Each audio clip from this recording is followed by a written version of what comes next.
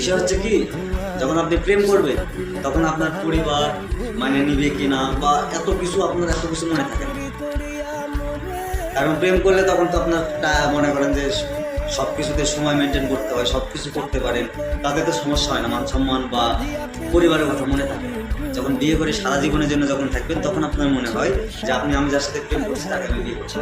তার জন্য তার বিপরীতে কি লাগবে?